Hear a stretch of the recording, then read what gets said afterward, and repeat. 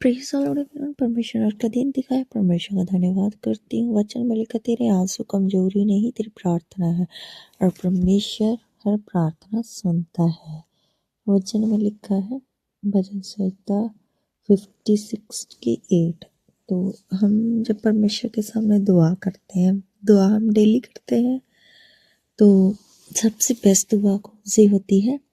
सबसे बेस्ट दुआ कौन सी होती है? जब हम बिना बोले अपने मन को परमेश्वर के सामने खोलकर, और ये दुआ ऐसी होती है, मन को खोलकर और आंसू बहा बहा कर परमेश्वर के सामने दुआ करते हैं, बिना बोले आंसू बहा बहा कर। ये जो दुआ होती है, बेस्ट दुआ परमेश्वर के सामने होती है। ऐसी प्रार्थना परमेश्वर को पसंद है, जो हम अपना खुद अपना अंदर परमेश्वर के सामने उड़ेल देते, अपना मन अपना दिल खोल कर उड़ेल देते हैं परमेश्वर के सामने रो रो कर। तो ये हमारी बेस्ट दुआ होती है, प्रार्थना होती है, जो कि परमेश्वर को स्वर्ग में सचमुच पसंद आती है। क्योंकि वचन में ऐसा भी लिखा है कि परमेश्वर टूटे मन वालों के समीप रहता है। तो टूटा हुआ जो दिल है वो परमेश्वर को पसंद है। परमेश्वर का धन्यवाद करती हूँ। परमेश्वर ने हमें सिखाया कि हमें कैसी प्रार्थना करनी चाहिए। जो हमारे आंसू है, ऐसा नहीं है कि जब हम रोते हैं हम कमज़ोर होते हैं। वचन में लिखा है ये हमारी कमज़ोरी नहीं है। ऐसा नहीं कि जब हम प्रार्थना अगर रो के करते हैं, या टूट कर, या बिखरे हुए, या टूटे दिल के साथ, उदास मन के साथ परमेश्वर के सामने आते हैं, तो हम कमज़ोर हैं।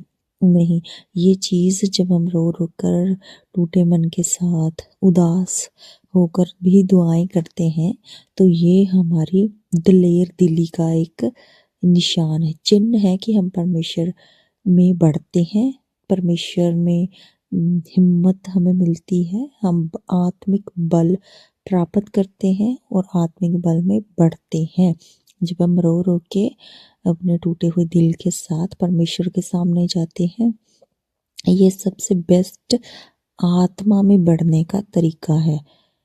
कि जब रोना हमें खुद से आए, आत्मा से, हमारे मन टूटे हुए मन से आए, और हम परमेश्वर के सामने रो रो के दुआएं करें, तो इसका मतलब है हम आत्मा में बढ़ते हैं, हम परमेश्वर की हजूरी में सही चलते हैं। तो वो ये वचन खूबसूरत सा परमेश्वर ने हमें सिखाया, जिससे हमें मालूम पड़ता है कि हम परमेश्वर की हजूरी में कैसे चलना है। तो परमेश्वर का धन्यवाद करते। परमेश्वर ने हमसे बात की वचन के द्वारा। हम दूध लेने के लिए गए थे, दोनों रास्ते बंद थे, फिर भी हमने शर्म उतारी और रास्ते खोल कर चले गए। लेकिन मुझे याद आया कि दूध वाले के पैसे देने, तो मेरे पास कुछ पैसे नहीं, छुट्टे नहीं थे, चेंज नहीं थे, तो मुझे शॉप पे जाना पड़ा। शॉप वालों से मिले नहीं, लेकिन इनके पास, दूध वालों के पास थे। तो परमेश्वर का धन्यवाद करती हूँ कि मुझे दूध टाइम पे मिल गया था। मेरा बेटा रो रहा था कि मुझे शॉप पे जाना है बैलून लेने के लिए, लेकिन मैंने मना कर दिया। लेकिन फिर भी वो गया था, तो हम दूसरी साइड से दूध लेकर आए थे। फिर मुझे याद आया कि चीनी नहीं है, चीनी ख़त्म हो गई थी, तो मुझे फिर से शॉप पे जाना पड़ा दूसरी साइड। तो चीनी लेके आए, तो मैंने घर पे काम कर लिया था, लेकिन हम लोग का नहाना बाकी था। लेकिन मेरी सास ने नहाया था जब, तो पानी ठंडा हो गया था सारा। तभी दोपहर में कूड़े वाले आए थे, तो हमारा कूड़ा थोड़ा रह गया था ऊपर, तो मैंने लेकर, तो मैं खुद ही जा रही थी, आगे सास आ गई, उन्होंने खुद ही पकड़ लिया। वैसे तो वैसा करते नहीं हैं, पता नहीं क्या मन में था।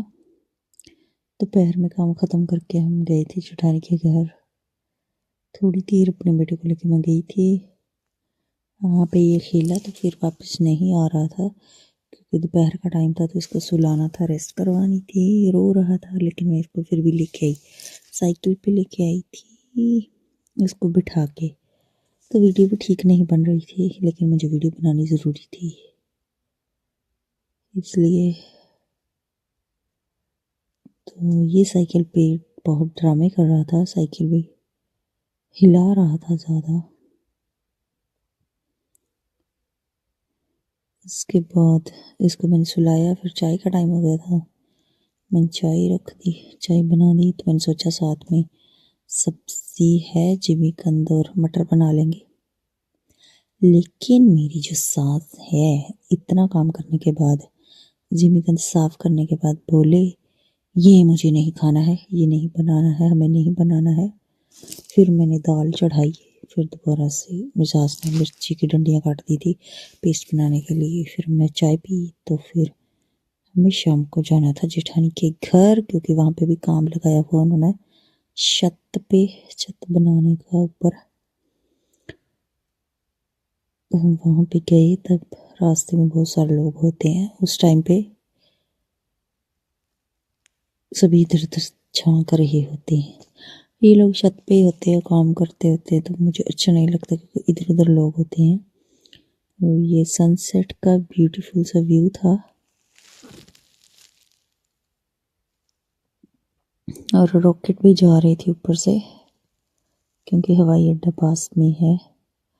फिर हमें काफ़ी अंधेरा हो गया था, लाइक 6 6 के आसपास हमें वापस आने में। मेरा बेटा नहीं मान रहा था कि मुझे नहीं जाना है, बड़ी मुश्किल से इसको मनाया क्योंकि हमने रोटी बनानी थी शाम की।